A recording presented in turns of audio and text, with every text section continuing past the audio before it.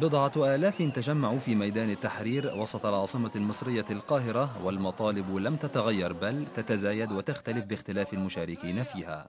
احنا جايين النهارده عشان نقول ان احنا عايزين محاكمه علنيه وسريعه لحسني مبارك ولسوزان مبارك والجمال والعلاء. النهارده احنا حتى ما شفناهمش بعينينا ولا عارفين. في ناس كتير جدا تقول لك هم مش استحاله يتحاكموا، هم مش في مصر. فده احنا حاجه بنطالب بيها، دي حاجه اساسيه جدا بالنسبه لنا. ثانيا التغيير الوزاري القادم اللي ان شاء الله يعمله الدكتور عصام شرف عايزين يكون يافي بالطموحات.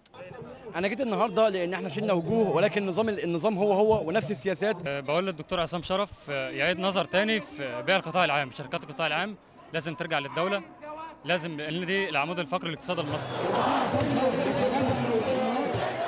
وبينما رفعت الأعلام ودقت الطبول وتعالت الهتافات، توجهت مسيرة من ميدان التحرير إلى دار القضاء العالي للمطالبة بتطهير القضاء وإقالة النائب العام.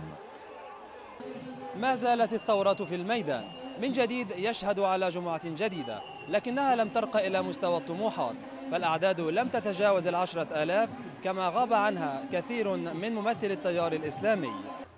فجماعة الإخوان المسلمين والتيار السلفي لم يشاركا في جمعة أطلق عليها جمعة الإنذار الأخير، على ما يبدو لإعطاء حكومة شرف وقتا لتلبية مطالب المتظاهرين، لكن حزب الوسط حضر للتظاهر.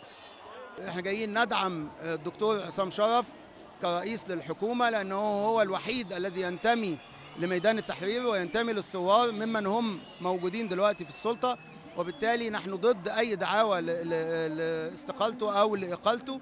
احنا بندعمه، ولكن نحن نريد من المجلس العسكري مع تقديرنا الكامل للدور الوطني الذي يقوم به، وأنه وقف إلى جانب الثورة في هذه المرحلة الحساسة، ولكن نطالب أن يتركوا الفرصة لرئيس الوزراء أن يقوم بعمله بمنتهى الحرية ولا يكبلوا يديه. كثير من القوى السياسية وائتلافات الشباب والمستقلين المعتصمين في الميدان توافقوا على استمرار حركة الاحتجاج والتظاهر السلمي في التحرير، تعبيرا عن رفضها لموقفي حكومة الدكتور عصام شرف رئيس الوزراء والمجلس الأعلى للقوات المسلحة من مطالبهم. لكن ليس هناك اتفاق على طبيعة وسائل التصعيد السلمي المحتمل في حال عدم الاستجابة لمطالبهم. توفيق أحمد، BBC القاهرة.